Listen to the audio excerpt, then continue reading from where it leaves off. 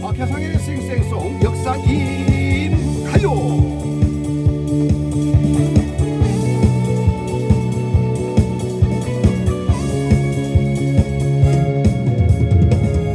반갑습니다. 역사인 가요 둘째 주 이야기를 시작합니다. 7월입니다. 7월 둘째 주 날짜로는 7월 6일에서 7월 12일이네요. 먼저 1971년 7월 6일 보도록 하겠습니다. 재즈의 황제 루이 암스트롱 사망.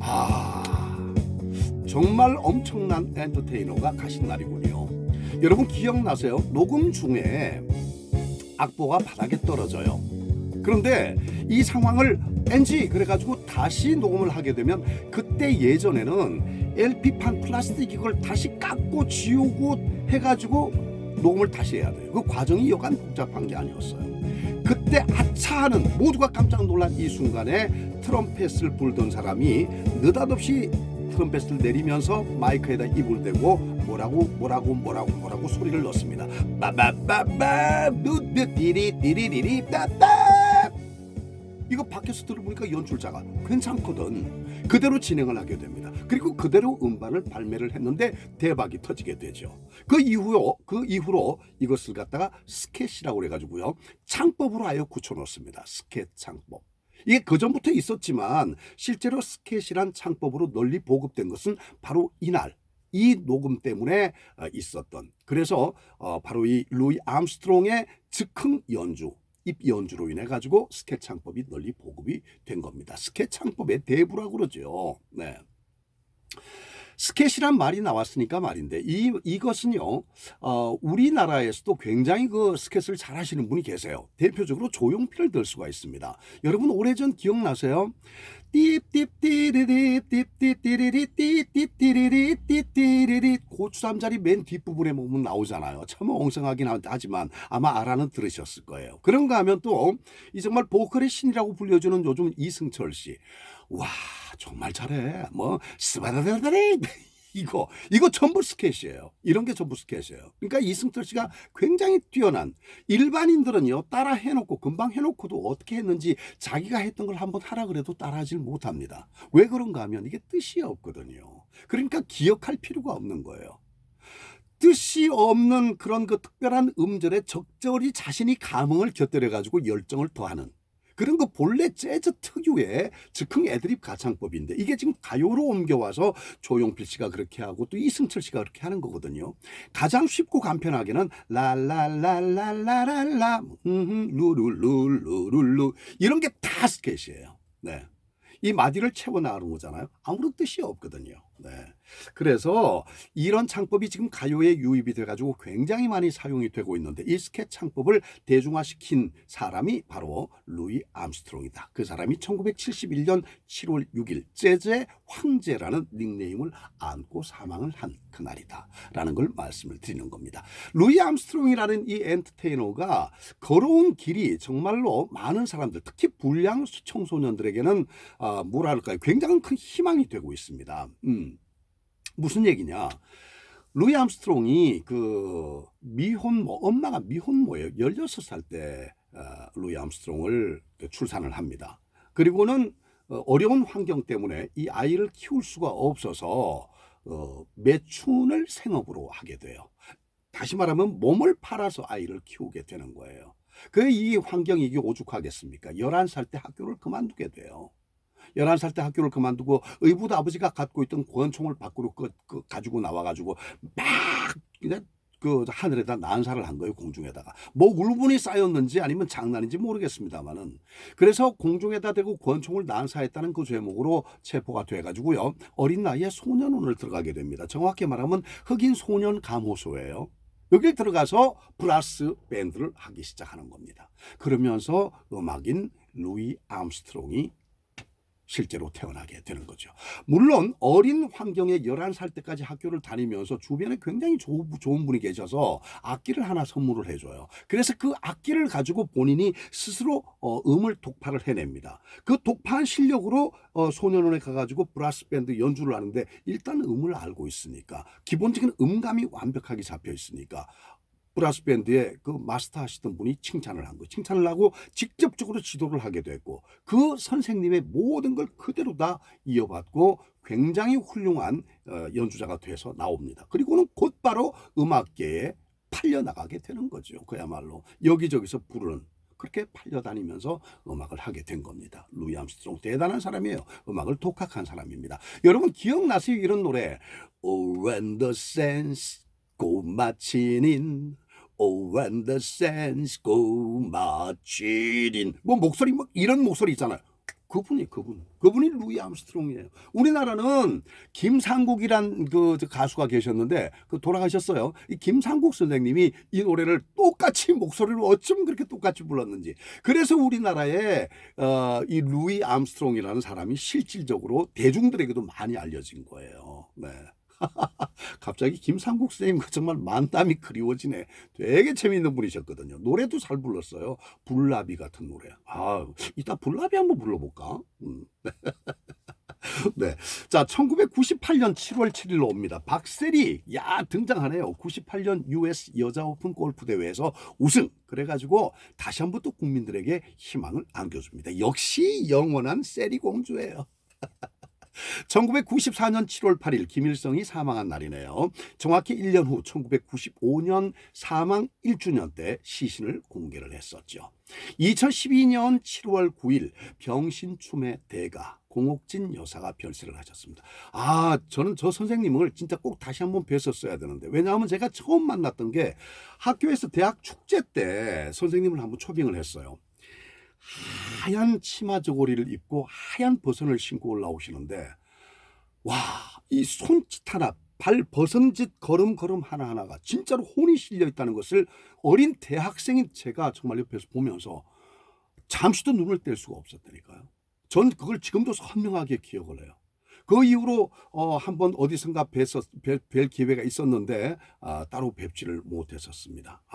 참. 근데 어떻게 이렇게 보다 보니까 저랑도 인연이 어떻게 살짝 또 겹쳐지더라고요. 지인의 지인과 굉장히 가족이 되는 그런 여러분 뭐 잘 아시는 그 2NE1 우리나라 아이돌로서 전 세계에 굉장히 우리의 음악적인 위상을 높였던 그런 그룹이죠. 2NE1. 이 2NE1의 공민지 양이 바로 공옥진 여사의 친정댁 손녀입니다. 친정손녀. 네. 그러니까 바로 그 피부치가 되겠죠. 피는 정말 못 속여요. 또 공민지뿐입니까?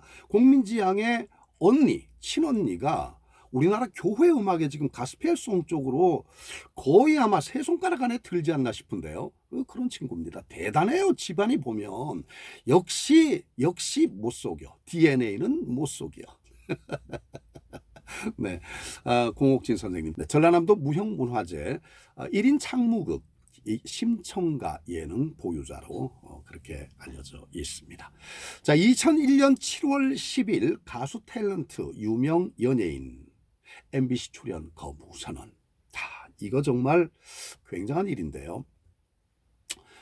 지난 2001년 6월 17일 날 MBC TV의 시사 매거진 2580 이 프로그램에서 스타와 연예 산업편이다 이렇게 해서 방송이 됩니다. 스타와 연예 산업편이 방송이 되는데 이 프로그램은요 실제로 연예인들의 그 아주 화려한 것과 또 그 화려한 이면에 놓여져 있는 굉장히 정말 알 수 없는 미스테리가 많은 그런 속. 그래서 전혀 다른 겉과 속을 잘 조명을 해냈었고 또 연예 산업 뒷면에 이면에 있는 그 부조리한 그런 일들이 그대로 낱낱이 공개가 되는 시사 고발 프로그램이었어요. 그 프로그램을 통해서 노예 계약이라는 말이 처음으로 언급이 됐었습니다. 방송 50년 역사상 그때 처음으로 그게 언급이 된 거예요. 그랬는데 이게 이제 그 방송이 나가고 난 이후에 그 사태가 정말 일파만파 커지게 됩니다. 급기야 기자회견까지 열리게 돼요. 앞에는 가수들이 쭉 앉아 있어요. 가수 대표 쭉 앉아 있고요. 그리고 바로 맞은편에 코앞에 연예 제작자 협회 사람들이 쭉 앉아 있습니다. 자, 전쟁 안 벌어지겠습니까? 바로 앞에 앉아 있는데 아슬아슬한 상황이죠. 이거 전쟁이 벌어집니다. 왜? 가수들은 응당 요구할 거 아닙니까? 우리가 일한 만큼 대가를 내놓으시오. 더 내놓으시오. 이렇게 말할 거고, 연예 제작자들은 뭐라 그러겠습니까? 우린 충분히 지급했고 여기서 더 이상 우리가 지급을 할 수가 없다. 더 이상은 곤란하다. 이 그 자세를 이 의견을 견지할 거 아니겠습니까? 그러다 보면 부딪히는 거예요. 즉 다시 말해서 이해 쉽게 노동자와 사용자, 노사 간이 붙어서 있는 이런 상황, 이런 형국이라고 생각하면 이해가 가장 빠를 겁니다. 자, 이게 정말 아슬아슬한 상황이죠. 여러분도 걱정이 되죠. 그런데 걱정하실 필요 전혀 없습니다. 전혀 없어요. 전쟁 안 납니다. 괜히 희한한 기자회견이 아니라 진짜로 희한한 기자회견인 거예요. 왜냐하면 앞에서 얘기하는데 이 가수들의 이야기의 방향이 어딘가 하면은요, 우리는 노예들이 아닙니다. 여기까지는 좋아요. 그러니까 노예 계약이란 말은 얼토당토 않습니다. 노예 계약이라고 얘기를 했던, 우리를 노예라고 얘기했던 MBC는 모든 것을 책임져야 됩니다 쪽으로, MBC 쪽으로 가는 거예요. 그러니까 앞에 연예 제작자들은 그렇지 박수를 치고 있고, 우리가 말이야 왜 노예라, 노예 아니야, 쟤들 노예 아니야, 아 이게 MBC 니네들 무슨 소리 하는 거야, 노예 아니라니까, 옳지 말 잘하네, 그렇지. 앞에 있는 가수들은 왜 우리 보고 노예라고 그러십니까? 우리는 노예가 아닙니다. 말도 안 되는 소리를 하고 말이지, 이렇게 노예라고 우리한테 이렇게 얘기를 한 MBC는 모든 것을 책임져라, 왜곡 편파 보도를 한 MBC는 책임져라 하면서 MBC에 대한 출연 거부를 선포한 겁니다. MBC 보이콧. 이 무슨 이야기야 이게? 아니 이게 무슨 이야기예요 지금? 여러분 이거 상황이 이해가 돼요? 지금 여러분들 정말 뭐 이상해, 뭐가 잘못된 거 아니야? 적군과 아군을, 그러니까 피하 식별이 잘못된 거 아니야? 이런 분들 들어 계실 거예요. 그런 상황인식에 깜짝 놀라가지고 털썩 주저앉은 사람이 있었습니다. 누군가 하면 바로 그 프로그램을 방송했던 MBC의 이상호 기자였습니다. 이런 얘기를 합니다. 아니 그들을 위해서 난 기사를 썼다고 생각을 했는데 자기들이 노예가 아니라고 외치니까 정말 다리에 힘이 빠지더라고요. 이렇게 얘기를 합니다. 무슨 말인지 저는 분명히 알 것 같습니다. 여러분도 알 것 같죠? 네. 여기서 제가 실명은 얘기 안 하겠습니다. 실명 단 한 사람만 얘기할게요. 노예 계약이라는 이 정말 기가 막힌 단어를 던진 사람이 가수 이은미 씨였습니다. 가수 이은미 씨. 가수들에게 이러이러한 것을 요구하는 것은요, 정말 이건 말도 안 되는 처사예요. 이건 노예 계약이라고 볼 수밖에 없어요. 그러니까 이건 바로바로 수정이 돼야 되는 겁니다. 개정이 돼야 되는 겁니다. 바뀌어져야 되는 거예요. 그래야지 가수들이 살아날 수 있어요. 가수들의 권익을 위해서 노예 계약은 철폐가 돼야 됩니다. 라고 얘기한 사람이 이은미 씨였습니다. 그래서 지금도 후배 가수 모두가 이은미 하면은 박수를 치고 엄지손가락을 치켜 내미는 거예요. 그 외 다른 사람의 이야기는 제가 하질 않겠습니다. 네. 왜냐하면 이미지가 흐려질 수 있기 때문에. 네. 아무튼 이런 상황이었습니다. 정말 웃기는 상황이잖아요. 네. 이게 바로 2001년 6월 17일 날 방송이 됐었던 시사 매거진 2580. 그 여파로 인해 가지고 이 많은 연예인들이 MBC 보이콧을 선언을 했던 그런 날이었습니다. 네. 이 뭐가 뭔지 모르겠어. 뒤죽박죽. 아무튼 세월이 지나서 지금 정돈된 자료를 딱 보면은요, 제가 여러분께 드리는 뉘앙스가 그대로 잘 전달이 됐을 거라고 생각을 합니다. 네. 자, 1983년 7월 11일로 갑니다. 서울시가 보신탕, 뱀 이런 집을 갖다가 도심에서 영업을 못하게 했습니다. 서울시 보신탕, 뱀집 등 도심 영업 금지. 그 LA 올림픽 기간 중이었습니다. 1984년 7월 22일 날 LA 타임즈에 기사가 하나 올라오는데, 참 정말 이건 좀 웃기는 기사이기도 하고 어이가 없다. 이 정말 어이없는 해프닝이다. 이런 그 생각이 드는데 어떻게 생각하면 좀 얄밉다는 생각도 들고요. 산타바바라 올림픽 경기장에 보안 요원이 전화를 한 통 받습니다. 그 전화 내용이 뭔가 하면 고약 독한 냄새, 좀 매운 듯한 냄새가 그 몹시 납니다. 좀 알아봐 주시겠습니까? 라고 누군가가 전화를 한 거예요. 신고를 한 겁니다. 조사를 해보니까 한국 선수단에서 불판에 뱀을 구워 먹고 있는 겁니다. 난리가 났지. 난리가 났지. 경비원이, 신문 기사 그대로입니다. 경비원이 묻습니다. 그 뱀을 굽고 있는 현장에서 연기가 막 올라오겠죠. 당신들 뭐 하는 사람들이야? 우리 대한민국 여자 선수 대표 선수들인데요. 뭘 굽고 있는 거요? 스낵. 간식을 굽는다는 거죠. 간식. 먹거리로 간식을, 네. 스낵. 간식을 해 먹는다는 얘기입니다. 스낵. 그러니까 what? 스낵. 근데 이 자식도 스낵이라고 분명히 얘기를 했으면 기본적으로 간식 먹는다고 생각을 해야지. 그걸 왜 뱀을 구워 먹는다고 생각을 했어? 이게 결국 뭐라 그럴까요? 인종 편견인 거야. 이게 선입관인 거야. 그놈이 그렇게 생각을 한 거, 그 경비원이 혹시 뱀 아닐까? 그래서 스낵, 쟤네들 발음이 이상한 거 아닌가? 그래서 스낵, what, 스낵, what, 스네이크.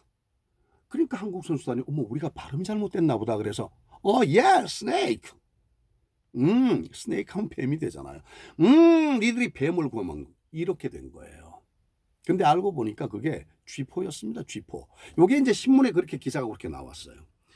이런 해프닝이 있었단 말이에요. 그런데 굉장히 불쾌하잖아요, 여러분. 그냥 기본적으로 흘려들을 그런 해프닝이 아니란 말이에요. 왜냐하면 제가 말씀드렸습니다만 앞에서 스낵하고 얘기를 했을 때 아무리 어눌한 발음이라도 그렇지. 스낵 두 번만 하면 그렇겠지. 기본적으로 간식을 먹겠지 하고 생각을 해야지. 그걸 굳이 what?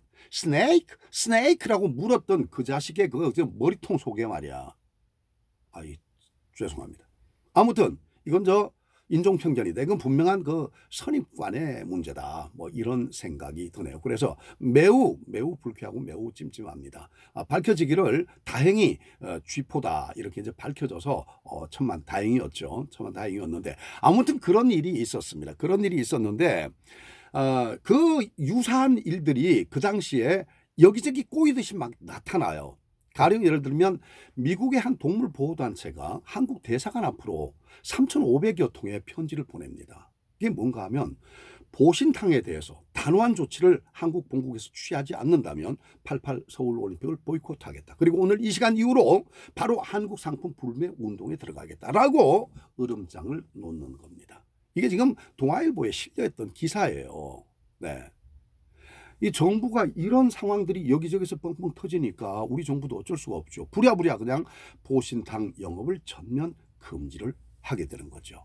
88 올림픽을 앞두고 외국인에게 그다지 좋지 못한 인상을 심어준다. 그런 음식 가운데 보신탕이라든가 토룡탕이라든가 뱀탕이라든가 또는 군뱅이라든가 뭐 이런 것의 영업을 금지한다. 라고 선포를 한 거예요. 물론 그걸 고지고대로 받아들이는 대다수 국민과 그렇지 않은 사람들이 있죠. 식용인데 또 우리의 문화인데 옛날에 우리는 정말 귀한 손님이 오면 집에서 기르던 강아지를 잡아서 대접을 했다. 이건 우리 문화다.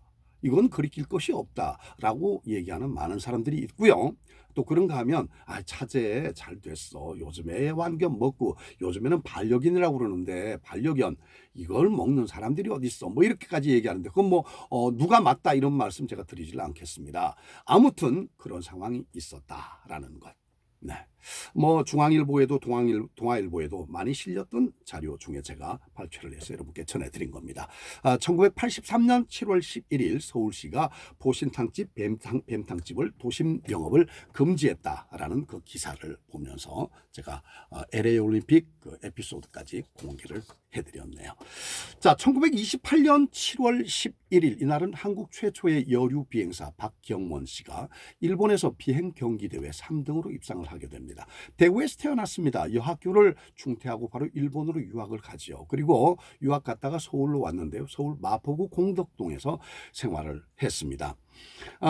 비행사가 되겠다는 뜻을 굳히고 다시 일본으로 가가지고 공부를 하게 되죠. 그리고는 마침내 자신의 비행기 이름까지 붙이게 됩니다. 비행기 이름이 바로 파란제비입니다. 파란제비 어디선가 들어본 적 있죠? 파란제비. 풀을 청, 제비연, 청연. 그래요? 맞습니다. 그 영화 청년 바로 그 사람 박경원의 이야기입니다. 마지막 비행이 1933년 8월 7일 오전 10시 30분 정확히 기록이 나와 있습니다.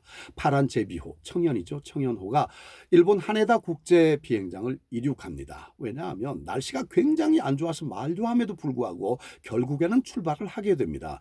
본래 가고자 하는 날짜를 한번 미루었거든요. 그리고 서울 공항에서는 이미 많은 사람들이 나와서 대한민국에서 첫 제1호로 탄생된 여류 비행사의 모습을 보도하기 위해서 정말 많은 사람들이 나와 있었거든요. 이제 그 약속을 미룰 수가 없는 겁니다. 그래서 비행기를 이륙했습니다. 정확히 42분 후 11시 17분 하코네 남쪽에서 폭음이 울려 퍼지면서 여류 비행사 박경원은 인생을 마감하게 되는 겁니다. 그렇게 사랑하고 아꼈던 비행기 청년과 함께 폭음 속으로 사라졌죠. 근데요, 이게 이제 그 영화로 나왔습니다. 영화로 나왔는데 김주혁 씨하고 장진영이던가요? 네, 이렇게 그러고 보니까 두 분 다 돌아가셨네.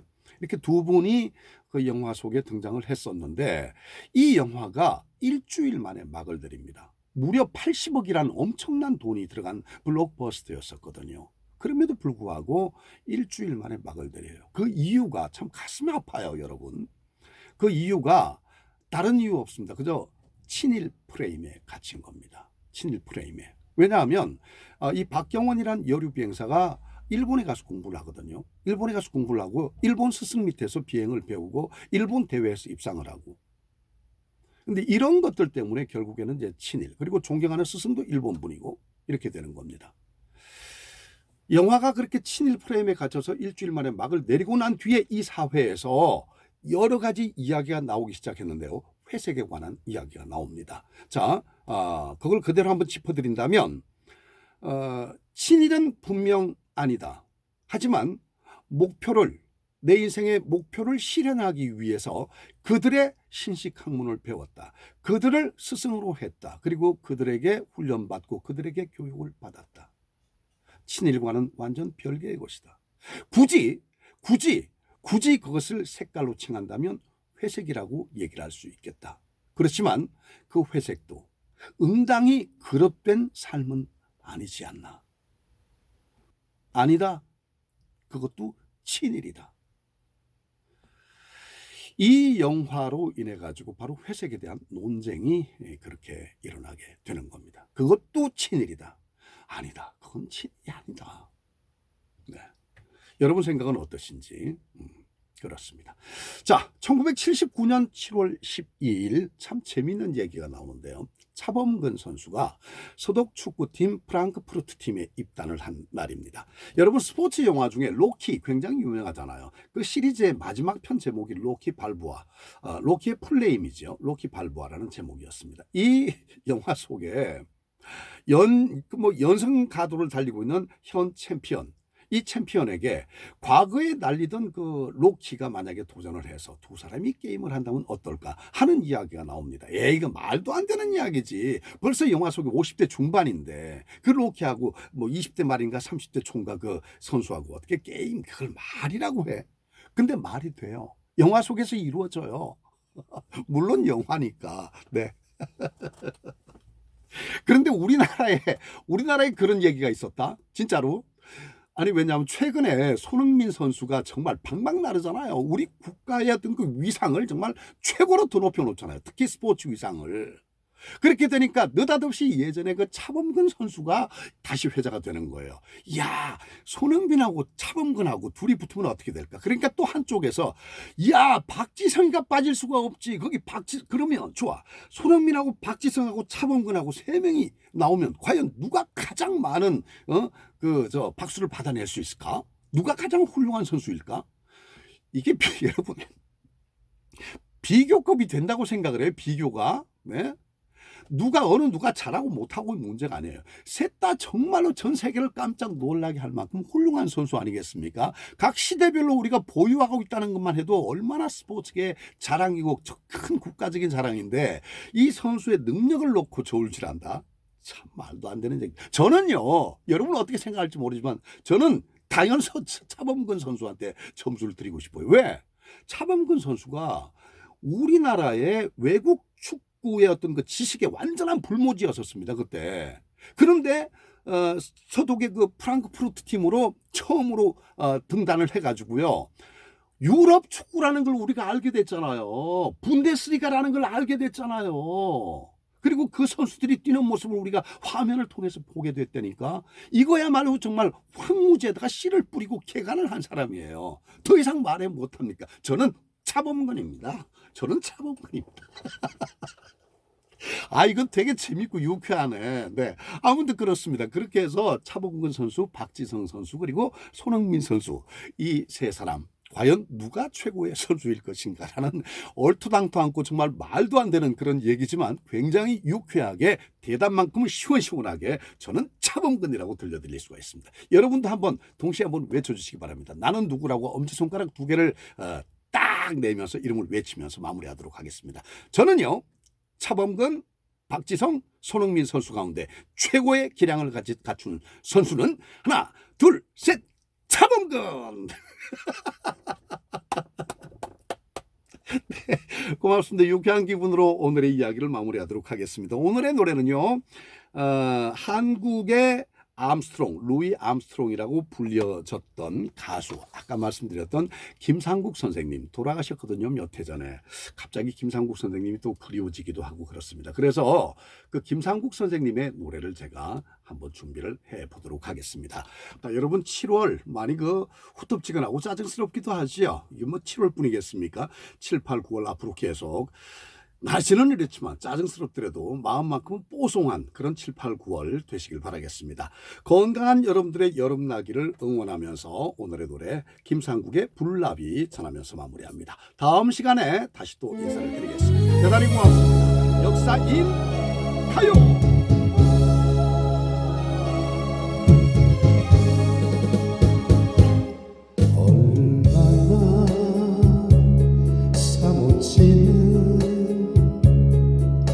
그리움이냐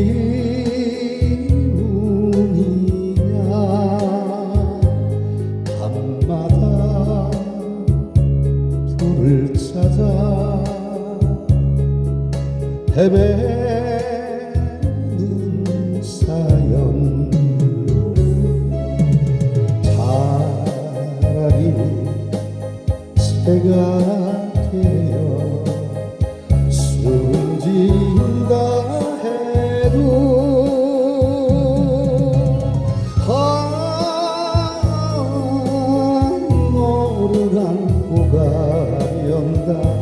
불나비 사랑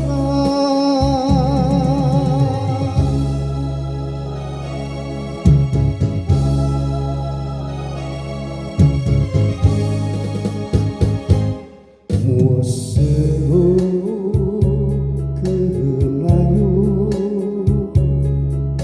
사랑의 불길 밤을 안고 떠도는 외로운 나에게 한많은 세월 속에 멍드는 가슴